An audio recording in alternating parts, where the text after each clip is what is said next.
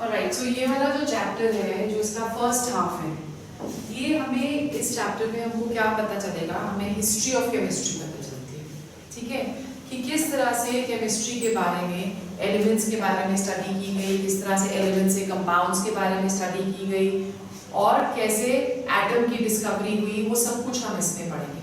But before going to the main chapter, हम लोग एक इंट्रोडक्शन करते हैं आज सिर्फ। इंट्रोडक्शन में हम क्या बोलते हैं कि केमिस्ट्री जो है आजकल, अगर आप आज का दिन देखो तो केमिस्ट्री के बहुत वाइड एप्लीकेशंस हैं।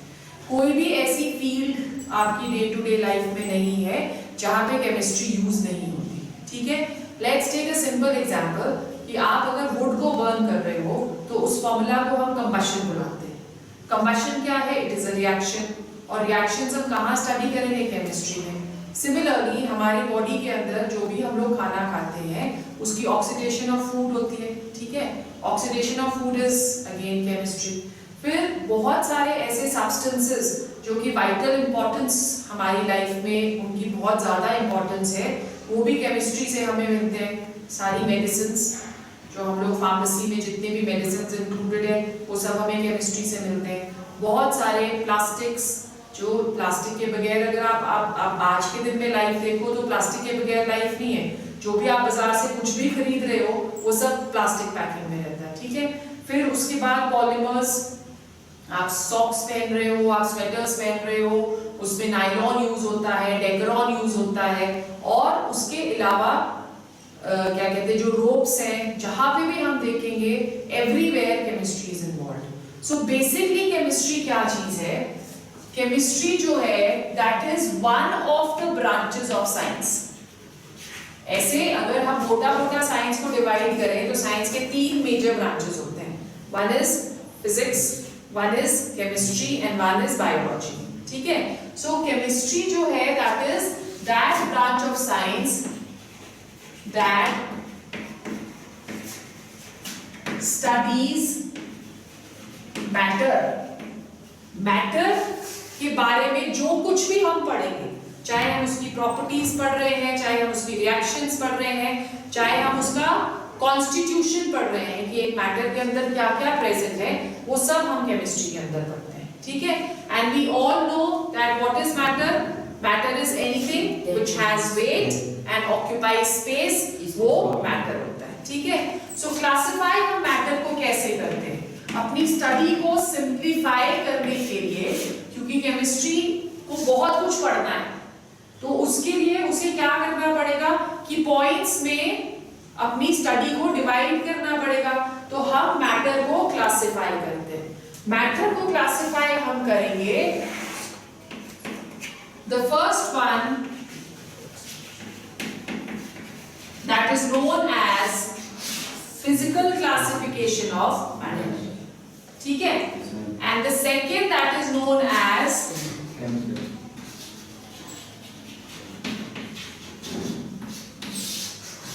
केमिकल क्लासिफिकेशन ऑफ मैटर, ठीक है। फिजिकल क्लासिफिकेशन ऑफ मैटर का मतलब क्या हुआ कि हमें मैटर किस तरह से नजर आता है उसके बेसिस पे हम उसे क्लासिफाई कर देते हैं। तो हमें, आप देखो तो मैटर नजर आएगा एज अ सॉलिड। जिस बेंच के आप ऊपर बैठे हो दैट इज अ सॉलिड। या हमें वो नजर आता है in the form of liquid, जो पानी हम पीते हैं दैट इज लिक्विड, ठीक है, या गैस।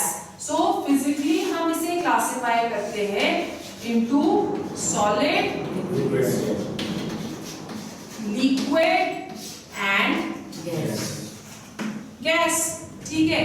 सॉलिड हमें पता है, जूनियर क्लासेस में पढ़ा है कि सॉलिड में जो मॉलिक्यूल्स हैं वो बहुत टाइटली पैक्ड है ना।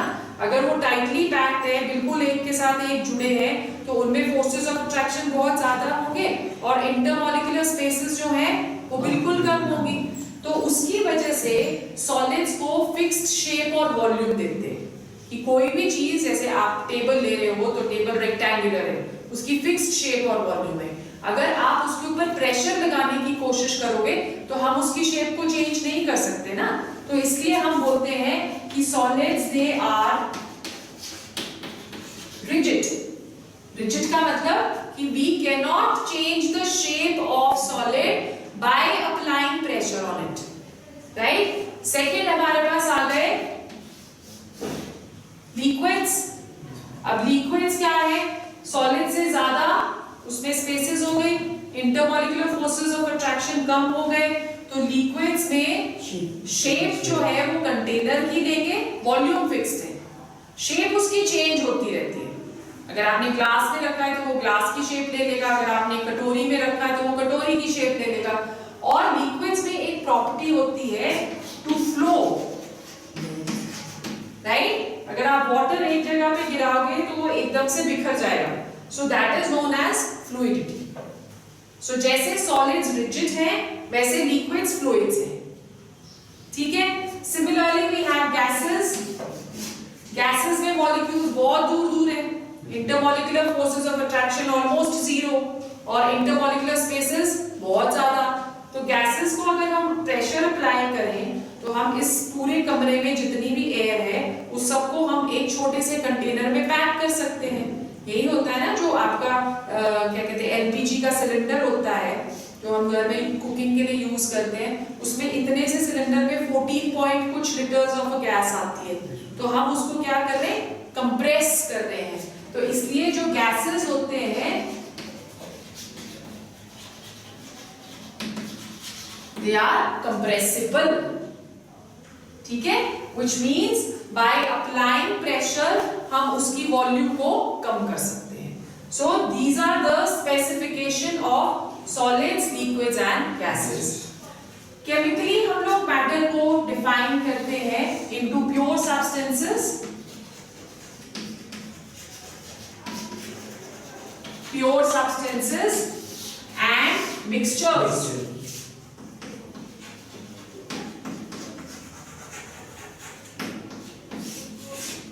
ठीक है? प्योर सब्सटेंसेस का मतलब वो बिल्कुल प्योर है, उसमें कोई भी इम्प्योरिटीज प्रेजेंट नहीं। सो प्योर सब्सटेंसेस को हम फर्दर क्लासिफाई कर देते हैं into elements and compounds, right? Into elements and compounds. Elements क्या हुए? एलिमेंट्स वो हुए जिसके पास सेम काइंड ऑफ एटम्स हैं। जैसे फॉर एग्जांपल हम सोडियम ले लेते हैं, तो sodium is an element, sodium में सिर्फ सोडियम के ही एटम्स प्रेजेंट होंगे। या हम गोल्ड ले लेते हैं, गोल्ड में भी सिर्फ गोल्ड के ही एटम्स प्रेजेंट रहते हैं। So elements are those which have same kind of atoms, एक ही काइंड के एटम्स है उसके पास, ठीक है? एलिमेंट्स को हम फर्दर क्लासिफाई कर सकते हैं, ऊपर लिख लियो, elements they are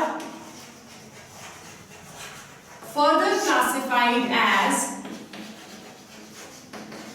metals, non-metals and metalloids, ठीक है? हमने जूनियर क्लासेस में पढ़ा है मेटल्स क्या हुए, all those which shine, all those which are malleable, मतलब they can be drawn into sheets, all those which are ductile which can be drawn into wires, all those which have high melting and boiling points, ठीक है? They have good conductivity, electricity conduct करते हैं metals, and they are sonorous. Sonorous का मतलब क्या हुआ? अगर आप उसको hit करोगे तो वो एक sound produce करेंगे, ठीक है? So that is what metals are. So metals में हमारे पास बड़े सारे examples हैं, सोडियम हो गया, पोटेशियम हो गया, रुबीडियम हो गया, आयरन हो गया, गोल्ड हो गया, सिल्वर हो गया. So all these they are metals, right? Non metals कौन से हुए? जिसके पास कोई भी प्रॉपर्टीज नहीं है मेटल्स की। फॉर एग्जांपल बोलो, ब्रोमीन, ब्रोमीन हो गया, ठीक है? सो नॉन मेटल्स में ना तो वो शाइन करते हैं, ना वो सोनरस है, ना मेलिएबल है, ना डक्टाइल है, पुअर कंडक्टर्स ऑफ इलेक्ट्रिसिटी है। सो वो सारे नॉन मेटल्स हो गए। जैसे for example we have carbon, we have bromine, okay, we have iodine, we have chlorine, ठीक है?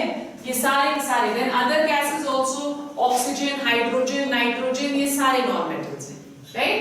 फिर आगे मेटलॉइड्स। मेटलॉइड्स क्या हुए? जिनमें मेटल्स और नॉन मेटल्स दोनों की प्रॉपर्टीज हैं, उसको हम लोग क्या बुलाते हैं? They are known as metalloids. कुछ प्रॉपर्टीज वो मेटल्स की शो कर देते हैं, कुछ प्रॉपर्टीज नॉन मेटल्स की। एग्जांपल, एंटीमनी, आर्सेनिक, बिस्मथ, ठीक है। So antimony, arsenic and bismuth they are metalloids. उसी तरह से हम कंपाउंड्स को भी क्लासिफाई कर सकते हैं into organic compounds and inorganic.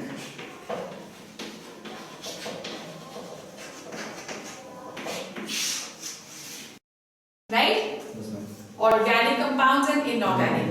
Organic compounds वो कंपाउंड्स हैं जिनका सोर्स लिविंग है, मतलब हमको लिविंग, हाँ, लिविंग थिंग से हमें मिलते हैं, जैसे फैट्स हो गए, कार्बोहाइड्रेट्स हो गए, प्रोटीन्स हो गए।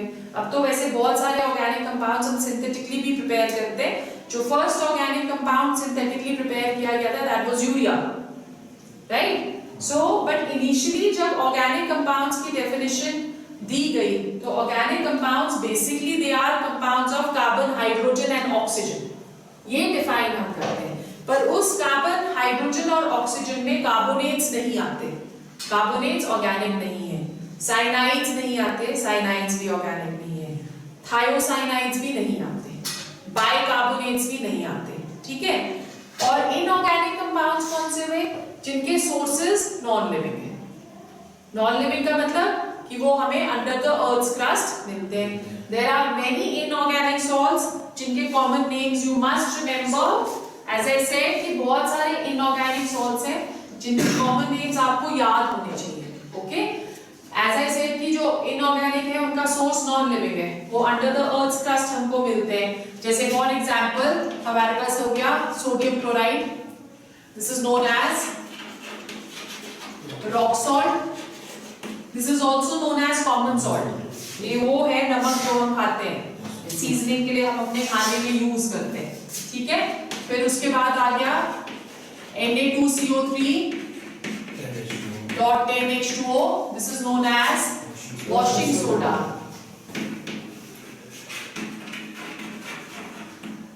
ठीक है। फिर उसके बाद NaHCO3 sodium bicarbonate, this is known as baking soda,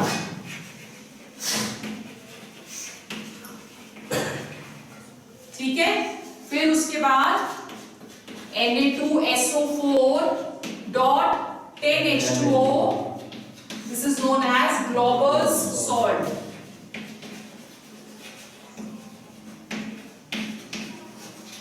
ठीक है। अदरवाइज ये सोडियम सल्फेट है ना केमिकल नेम इसका, तो इसका कॉमन नेम क्या है? Glauber's salt। फिर आ जाते हैं कैल्शियम के, we have calcium oxide, this is known as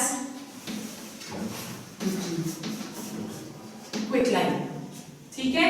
फिर हमारे पास आ गया calcium hydroxide, this is known as slate lime, right. फिर उसके बाद हमारे पास आता है calcium carbonate which is known as marble और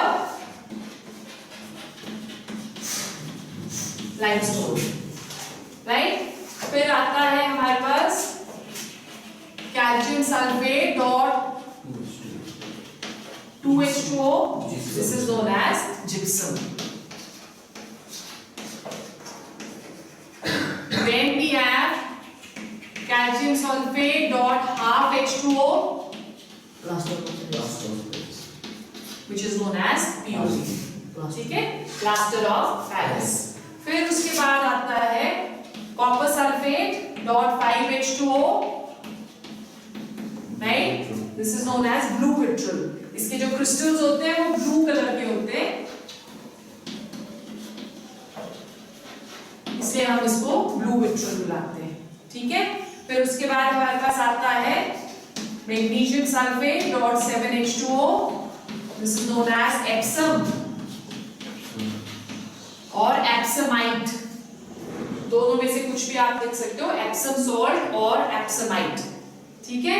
फिर उसके बाद आता है king of chemicals sulphuric acid, which is known as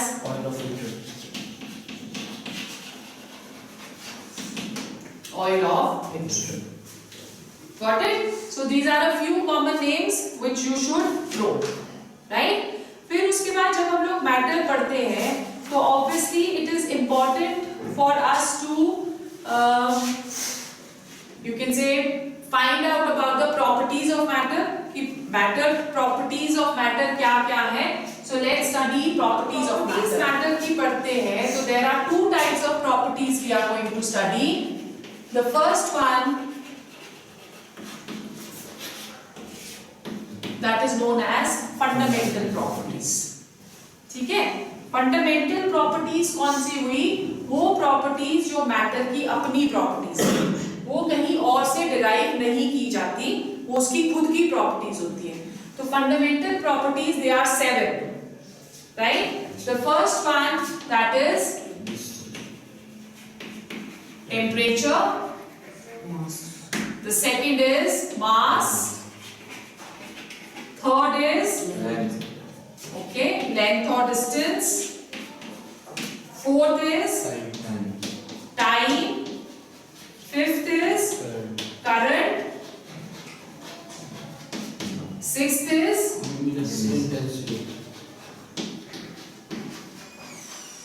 luminous intensity. And the seventh is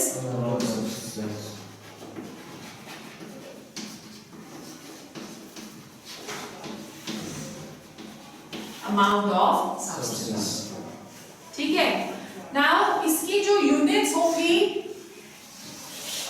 obviously they will be known as fundamental units, क्योंकि fundamental properties हैं तो fundamental properties की units भी fundamental units बोला जाता है उनको. Temperature की Kelvin, mass की, ठीक है. mass की SI unit अगर हम ले तो it is kg, पर अगर हम CGS ले तो ग्राम्स. दो यूनिट्स होती है ना, एक SI यूनिट होती है जो बड़ी यूनिट है, और एक CGS centimetre gram second unit, उसको बुलाते हैं हम CGS यूनिट. लेंथ की जो यूनिट है दैट इज मीटर, ठीक है. टाइम की यूनिट इज सेकंड, करंट की unit is ampere, luminous intensity की कैंडेला, और अमाउंट ऑफ सब्सटेंस की मोल. राइट? सो ये फंडामेंटल प्रॉपर्टीज और फंडामेंटल यूनिट्स. अब अगर हमको इसे दूसरी टाइप ऑफ यूनिट्स देखना चाहते हैं जो कि फंडामेंटल यूनिट से डिराइव होती हैं, तो उन्हें हम क्या बुलाते हैं? Derived units. Right? So derived units they are derived from, वो किसी भी मैटर की अपनी यूनिट्स नहीं है, फंडामेंटल यूनिट से ही सारी यूनिट्स डिराइव करी जाती हैं. जैसे for example volume. Volume is a property. Volume हमें क्या एक्सप्लेन करती है कि कितनी स्पेस ऑक्यूपाई कर रहा है मैटर. ओके, सो वॉल्यूम जो है वो डिस्टेंस से या लेंथ से हम एक्सप्रेस करते हैं, and that is equal to length cube. ठीक है, और यूनिट इसकी क्या हो जाएगी? Metre cube. राइट? उसी तरह से अगर हम ले लें डेंसिटी, तो density will be equal to mass upon volume. Mass की यूनिट कितनी हो गई? केजी, और वॉल्यूम की यूनिट हो गई metre cube.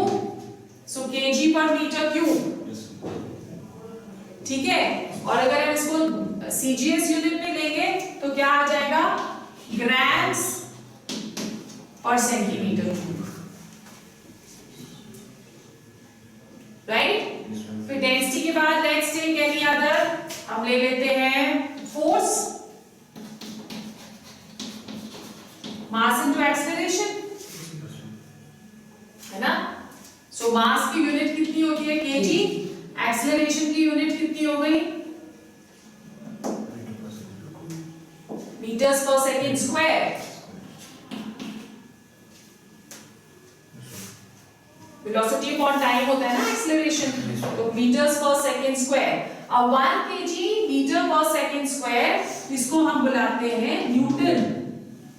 So the unit of force that is going to be Newton.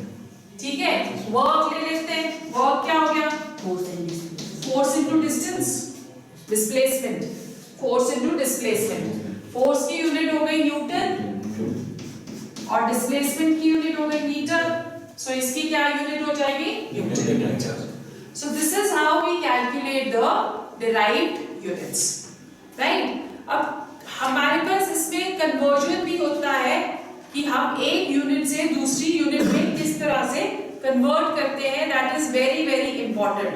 तो उसके लिए हमको पहले पता होना चाहिए कि हम लोग क्या यूनिट यूज कर रहे हैं, फिर उसके बाद हम लोग कन्वर्जन फैक्टर के साथ करते हैं, पर उससे पहले हम लोग करते हैं साइंटिफिक नोटेशन क्या चीज होती है। So let's go on to measurements in chemistry.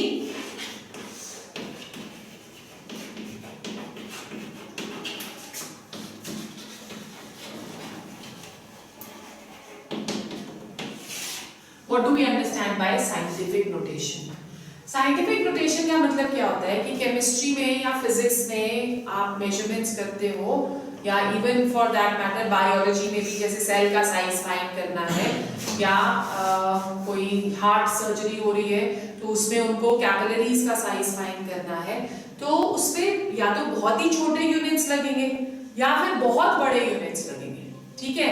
जैसे फॉर एग्जांपल फिगर हम कोई भी ले रहे हैं कि हम बोलते हैं कि size of the radius of the capillary, this is just a hypothetical figure, it is not the true figure, कि एक कैपिलरी की जो रेडियस है that is equal to suppose these many meters। अब इसको याद रखना कितना मुश्किल है, आपको हर एक में नंबर ऑफ जीरो जो है वो याद रखने पड़ेंगे। तो साइंटिस्ट ने क्या किया कि इसको एक इजी मेथड कर दिया, इसको साइंटिफिक नोटेशन में कन्वर्ट कर दिया। साइंटिफिक नोटेशन का मतलब होता है कि डेसिमल हमेशा फर्स्ट डिजिट के बाद होता है, ठीक है। अब यहाँ पे फर्स्ट डिजिट आपका कौन सा होगा, जीरोस के अलावा नॉन जीरो डिजिट हम देखते हैं, तो first digit is going to be 4, ठीक है। सो हम इसे लिख सकते हैं 4 into 10 raised to power, हमने सपोज डेसिमल यहाँ से यहाँ शिफ्ट करा है 4.0, this 0 will have no significance na, so 4.0 into 1 2 3 4 5 6 7 and 8, so into 10 raised to power -8 meters, ये साइज है कैपिलरी का, राइट। तो इसके लिए हम रूल क्या यूज करेंगे, हम एक रूल यूज करते हैं कि if we shift decimal towards right, ठीक है, we subtract the powers,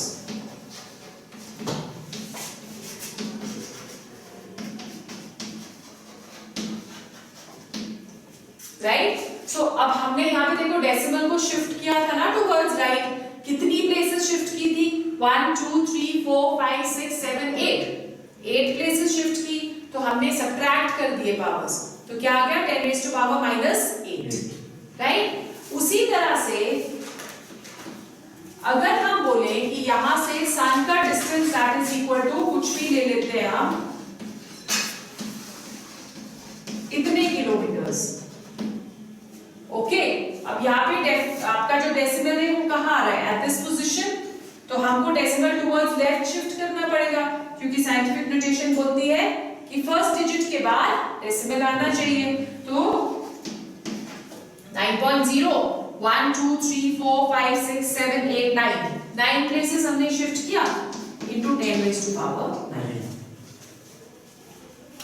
clear हो गया। तो अब हमने डेसिमल लेफ्ट साइड को शिफ्ट किया था ना, so we can write that if we shift decimal towards right, left, if we shift the decimal towards right, तो हम already कर चुके हैं, if we shift the decimal towards left, we add the powers,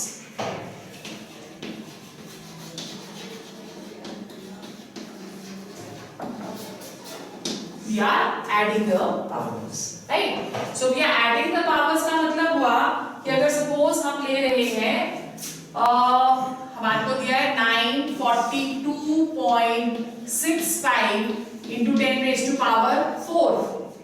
Convert this into scientific notation.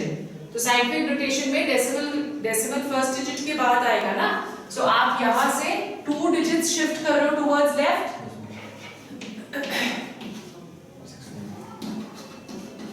Powers को क्या करेंगे, add, 2 add कर देंगे, सो ये क्या आ जाएगा 6.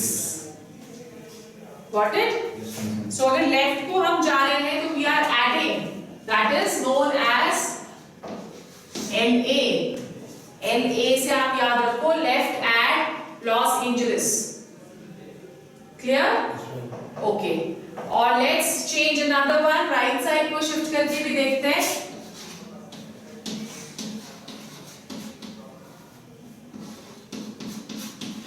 सपोज हमारे पास ये है, अब हमको डेसिमल शिफ्ट करना है टुवर्ड्स राइट, तो राइट की तरफ अगर करेंगे 1 2 3 9.6 into 10 raised to power कितना हो गया, 1 2 3 you have shifted, so -4 -3.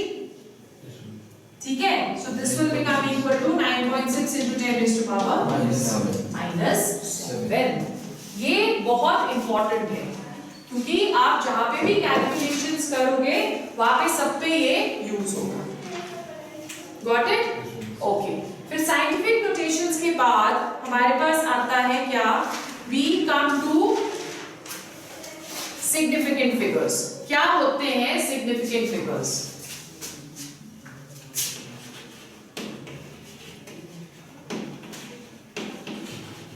Significant figures,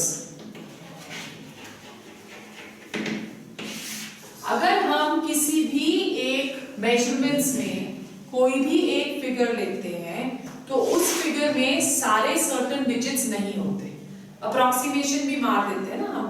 सो जब हम अप्रॉक्सीमेशन मारें तो हम बोलते हैं कि सिग्निफिकेंट फिगर्स क्या हुए, all the certain digits plus 1 doubtful. कोई एक डाउटफुल डिजिट होना ही है. कोई भी हम मेजरमेंट करते हैं, हम बिल्कुल 100% एक्यूरेसी के साथ कोई मेजरमेंट नहीं कर सकते. ठीक है, सो सिग्निफिकेंट फिगर्स को हम क्या डिफाइन करेंगे, they are defined as all the certain digits and at least one doubtful digit.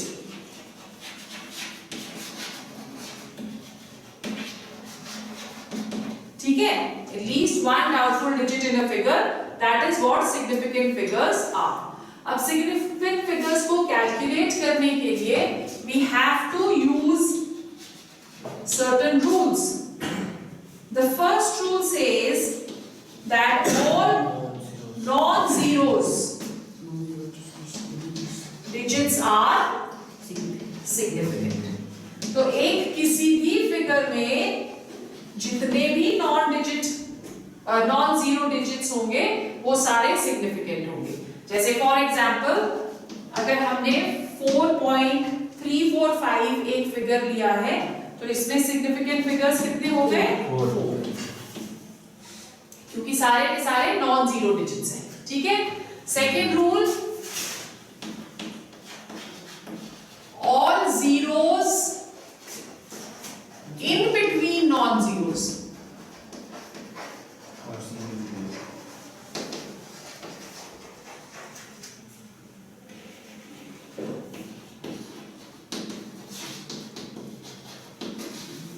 are significant. ठीक है, all zeros in between non-zeros they are going to be significant. जैसे for example we have 2.002, so significant figures they are going to be 4. Right? Third आता है all zeros before non-zeros या preceding.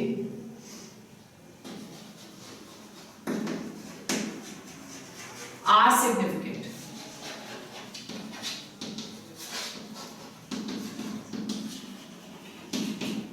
ठीक है, all zeros before non-zeros are significant कि non-significant?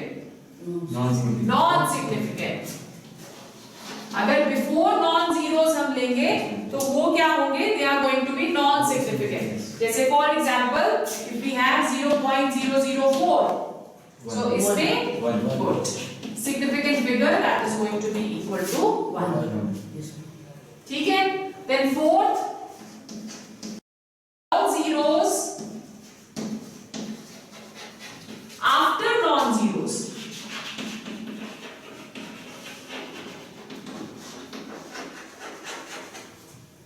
all zeros after non zeros are significant।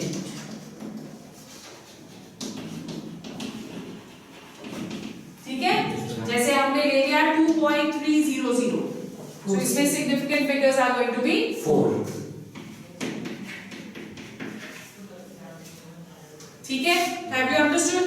Okay, अब यहाँ पे fifth जो हमारा रूल है कि अगर हम कोई कमोडिटी लगा दे इसमें, जिसकी पावर, हाँ पावर नहीं, कोई कमोडिटी लगा दे, जैसे हमने बोला 10 पेंसिल्स या हमने बोला 6 चेयर्स या बोल रहे 4 eggs, तो जहां पे भी हम कोई कमोडिटी लगा देते हैं they have infinite number of significant figures।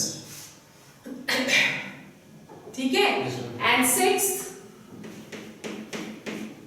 the powers are non-significant।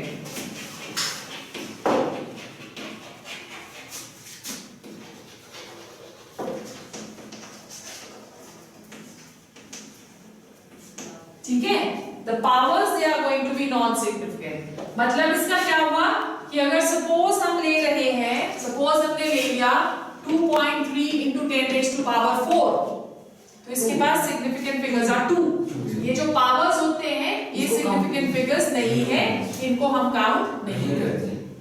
Have you understood? Yes ma'am. Okay, फिर जब हम लोग सिग्निफिकेंट फिगर्स करेंगे तो ऑब्वियसली उसमें मैथमेटिकल ऑपरेशंस भी करेंगे, एडिशन भी कर सकते हैं, डिवीजन भी कर सकते हैं, मल्टीप्लिकेशन भी कर सकते हैं। तो जब हम मल्टीप्लिकेशन और जब एडिशन और सब्ट्रैक्शन करते हैं तो जो आंसर है उसमें हम कितने सिग्निफिकेंट फिगर्स तक आंसर को रिपोर्ट करेंगे उसको समझते हैं। ठीक है, so we have addition and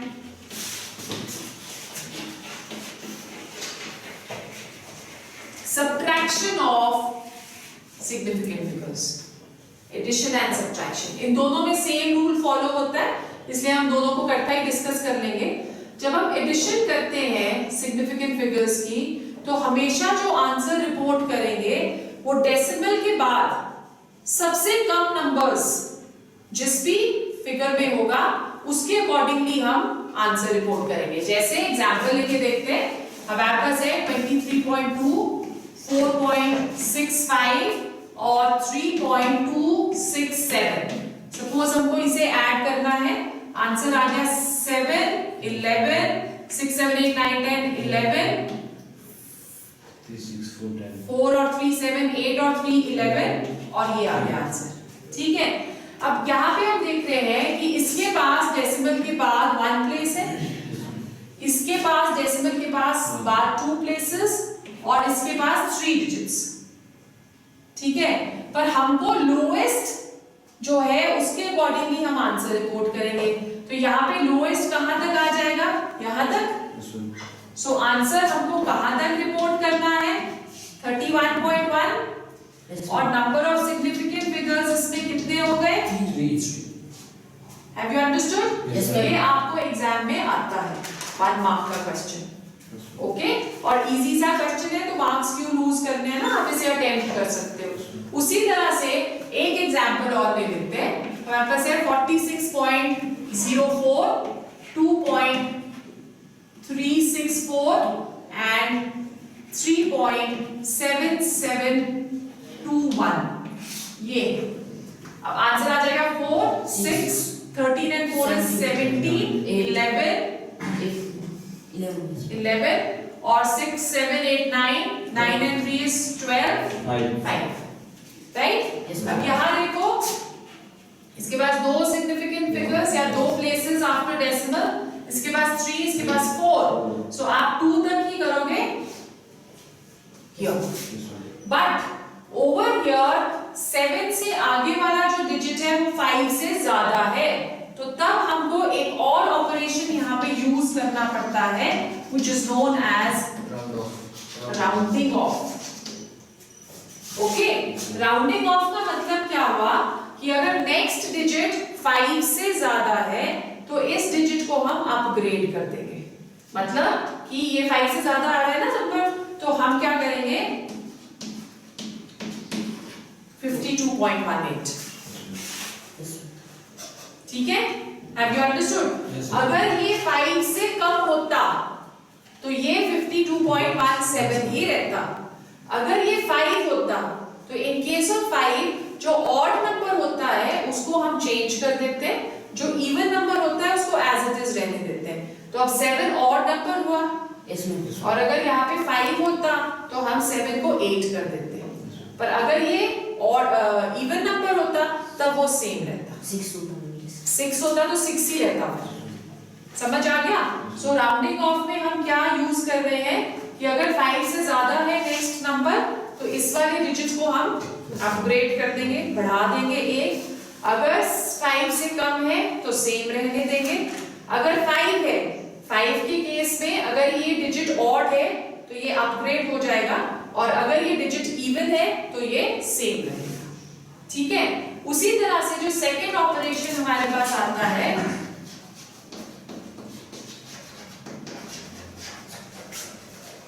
multiplication and division.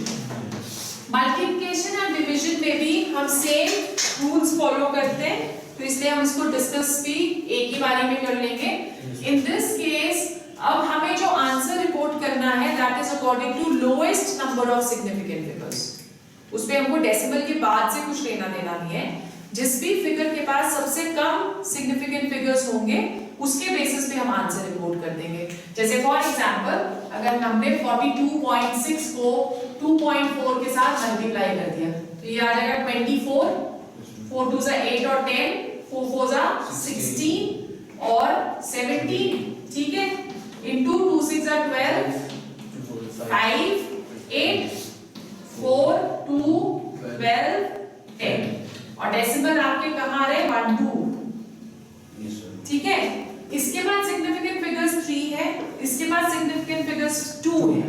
सो हमको आंसर 2 सिग्निफिकेंट फिगर्स तक ही रिपोर्ट करना है, और यहाँ पे 2 सिग्निफिकेंट फिगर्स क्या आ जाएंगे 10। So the answer to this that is going to be 10। समझ आया? एक बार फिर से देखो। हाँ, एक बार फिर से देखो, एक और एग्जांपल ले लेते हैं। ठीक है, हमारे पास आ गया 3.61, इसको हमने मल्टीप्लाई कर दिया 1.2 के साथ। सो आंसर हमारा आ गया 2 1 2 12 7 एंड 3 6 1। सो 2 3 13 4, और डेसिमल 1 2 3 1 2 3। ठीक है, इसके पास 3 सिग्निफिकेंट फिगर्स है, इसके पास 2 सिग्निफिकेंट फिगर्स है, तो हमको आंसर कम सिग्निफिकेंट फिगर्स के अकॉर्डिंगली रिपोर्ट करना है। तो हमें यहाँ पे आंसर में 2 सिग्निफिकेंट फिगर्स तक राउंड ऑफ कर देंगे हम। ठीक है, 2 सिग्निफिकेंट फिगर्स यहाँ तक आ गए। सो आंसर जो हम इसका रिपोर्ट करेंगे 4.3। Is it clear? आज हम यही करते हैं। ओके,